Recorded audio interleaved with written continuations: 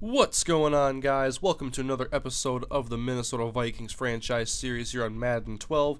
This week, the Minnesota Vikings are taking on the Carolina Panthers. Vikings 4-2, but their rookie sensation, Jemez Logan, has been injured in the last game, and he will miss the next two games, and then he'll come back after the bye week. And here you can see the stats: number 1 in the NFL in catches, number 2 in yards, sure to be a premier receiver. Hopefully he can come back from his injury and remain at a top level.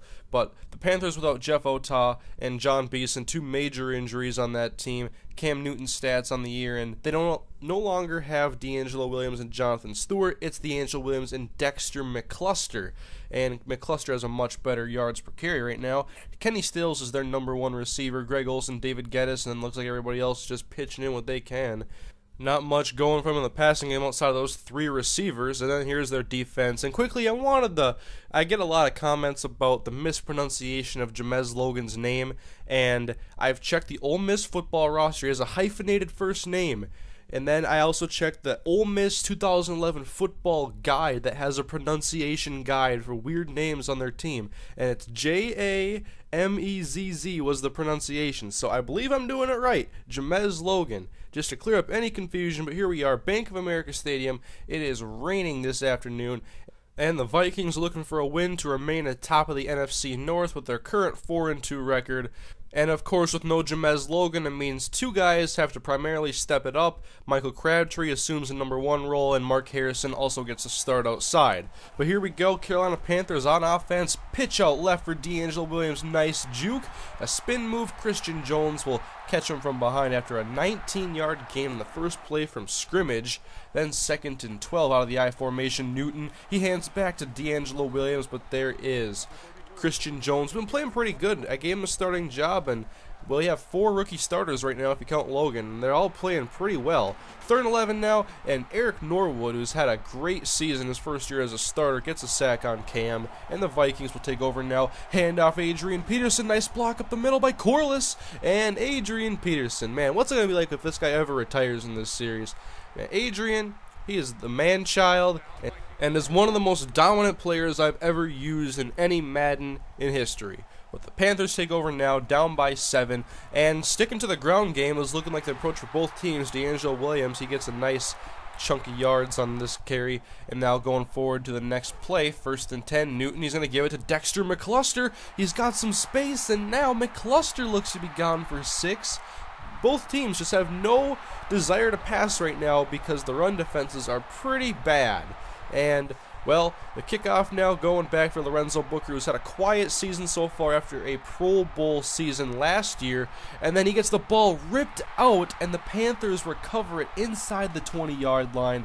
And they have great field position. And Booker, his struggles continue. Maybe we have to make a free agent acquisition. Anyways, Cam Newton back to pass, but he wants to take off, and Minnesota can't get him until he gets the first down. So both teams still don't want to pass the ball. 2nd and goal for the Panthers from the 3. Newton's going to take off again and get the touchdown. So we've yet to see a throw in this episode, but we go into Minnesota's next possession. We got a pitch set up for Adrian Peterson on 2nd and inches. He breaks the tackle, jukes outside. He's got some open space. First down and more to the 35-yard line of Carolina. But now faced with 3rd and 16, Minnesota is forced to throw the ball underneath to Percy Harvin as he makes the catch. Picks up about 11 yards, and that will be good enough to put Ryan Longwell in a makeable distance range, and the kick is up, and it is just over the crossbar. Ryan Longwell is getting pretty old, so gotta monitor him and see if he retires soon. 3rd and inches, Cam Newton and the Panthers have the ball later, and Cam wants to scramble once again. He picks up the first down. We gotta stop the running attack from the Panthers. They don't want to throw the ball, but here's Newton actually back to pass again. He wants to run again, up past midfield, and the Panthers have completely turned into a one-dimensional offense, even though Cam has great throwing ability. D'Angelo Williams now on the run. He gets the first down. So I guess we got to stop the run if we're going to force him to pass. 2nd and 3. Newton's going to take off once again, and he's going to slide as he gets inside the 5-yard line to the 2. Already 50 yards rushing for Cam. This is not helping our run defense stats. 1st and goal to the end zone. They catch us off guard and throw it. Dexter McCluster with his second touchdown of the day, and the Panthers now have a 21-10 lead late in the second half. Minnesota now looking to throw the ball and get back into this game, get some points before halftime. Mark Harrison makes a catch on third down to convert and get a first. Now handoff to Adrian Peterson, breaks a tackle, goes up the middle, and he will fall up past the first down marker. A new set of downs for Minnesota coming up. But they end up in third down and 10. Ponder looking to throw from the 37-yard line, and we go underneath again to Michael Crabtree. We're going to settle for a field goal yet again. Go to the second half now. Vikings have the ball 21-13. Ponder looking to stretch the field a little bit, and he throws it to Michael Crabtree for a 16-yard completion. Only 80-something yards for Ponder up until this point. Both teams not really passing the ball much, but on 3rd and 9, Harvin makes a conversion and a catch as he gets his third on the day, ends up past midfield into Panther territory. And then Ponder, he looks right for Michael Crabtree. That's what I always throw to Jamez Logan. So Crabtree's doing a good job of stepping up right now as the Vikings continue to work their way down the field, but don't want to settle for a field goal. Deep pass, Andrew Corliss makes the catch inside the 5 to the 2, 29-yard reception.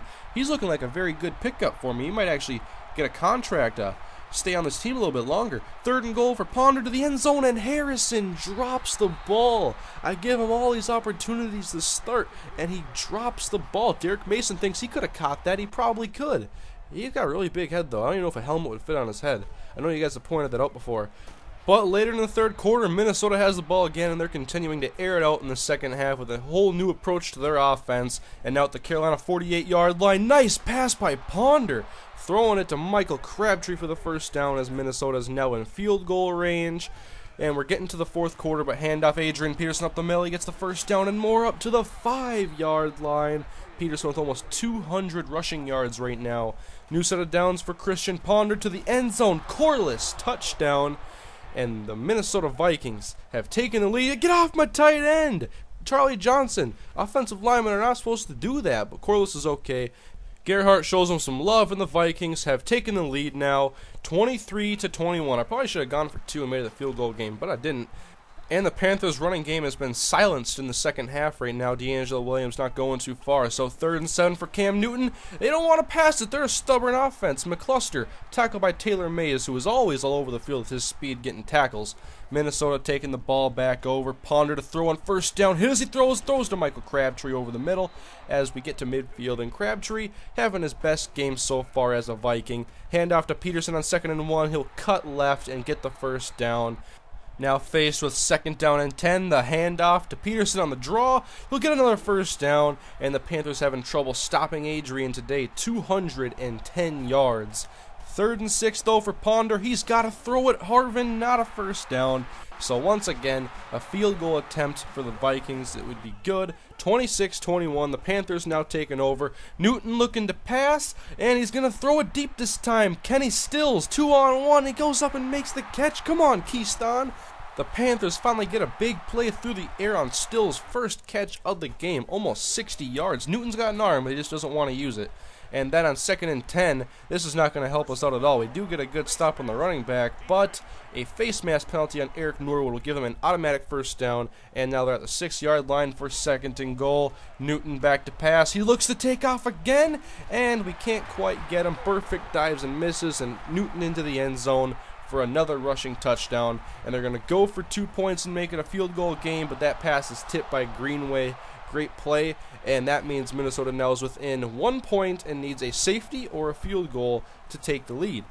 Vikings on offense again, but the pass to Harrison is going to be short of the first down marker. Probably shouldn't have made that throw, and the Panthers are going to take over now with 3 minutes to go. They want to run some clock, but D'Angelo Williams runs right into Jared Allen, and he tackles him for a 1-yard loss. 2nd down and 11 as the 2-minute warning approaches. D'Angelo Williams, he gets a better gain this time, 5 yards, bringing up 3rd down and 6. A pivotal play for the Vikings defense. Handoff to McCluster, and he is going to be tackled after a gain of 2. So Minnesota's defense holds, and they will get the ball back for their offense with under a minute to go. But all 3 timeouts. Ponder, he looks to the right side, and he fits into a small window for Michael Crabtree, who makes the catch. Vikings call a timeout. Now they have it at the 49-yard line, 2nd down and 3. Ponder in the pocket. He's looking to take off. He has some green in front of him. He's up past the 35-30, and he's tackled at the 27-yard line. And now with under 20 seconds to go and still 2 timeouts, Minnesota, Wants to center the ball between the hash marks. Handoff Adrian. Cuts left. Great block by Crabtree. And Peterson. Touchdown, Minnesota. Vikings retake their lead. They would make the 2-point conversion, go up by 7 points, and the Panthers now are forced to throw the ball, something they haven't done for most of this game. Newton heaving it deep as far as he can throw, which is a very long ways. Tipped and it's caught by Joseph, but time runs out. They can't get a timeout off. They had the ball at the 29-yard line, but that is the last play of the game. It's okay, Taylor. We win the game. And the Vikings move to 5-2 now. Started off 2-2, and now 3 straight victories have propelled them to have one of the best records in the league. Adrian Peterson, 250 yards, couple touchdowns, as Minnesota's victorious in Game 1 without Jamez Logan. Here are the stats. Newton attempted all of 10 passes, and he ran the ball 7 times. D'Angelo Williams, 20 carries himself. McCluster 4, so they did well on the ground, but they were one-dimensional, and that led to their demise. They were pretty much silent in the second half. Crabtree stepped up 7 for 77. That's exactly what we needed to see. And Jamez Logan out for one more game and then the bye week. And here you can see the records. Minnesota 4th in the NFL with their 5-2 record. No undefeateds remaining. And we'll take a quick look here at the divisions. Baltimore on top of the AFC North. The Texans and Colts are both 4-3 in the South. Patriots are 4-2 in the East. Kansas City leaves the AFC West with a 5-2 record. And of course Minnesota on top of the NFC North, 5-2. Packers and Bears, though they're not too far behind. The Tampa Bay Buccaneers on top of the NFC South, the Redskins and the Cowboys both 4-2 in the East, and the St. Louis Rams and Cardinals are battling atop of the NFC West. So now we're going to take a look at some of the NFL stat leaders, and Ponder is number 1 in yards. That really surprised me. But Jay Cutler is still continuing his great season, 17-1. Those are MVP stats. Jason Campbell, though, 11 interceptions. Adrian Peterson over 1,000 yards already, leaving everybody in the dust right now. And 11 touchdowns. I didn't want Rashard Mendenhall to be running back of the year again, so that's what I'm trying to prevent. And Jamez Logan, he of course slips in his statistical standings a little bit, but hopefully when he comes back, he'll be back with a vengeance and will reclaim his number 1 position in catches and maybe even take over number 1 in yards. So let's not get too ahead of ourselves. And one thing I wanted to say to you guys is that I'm really thankful that you guys continue to support this series. It's a very long-running series, and I have a ball in making these episodes. I just want to let you guys know that I'm also getting Backbreaker and Blitzer League 2. I started the series on All Pro Football 2K8 just to get more football, not to detract from any Vikings franchise. I just want to have all sorts of football content because it's what I do and it's what I enjoy doing.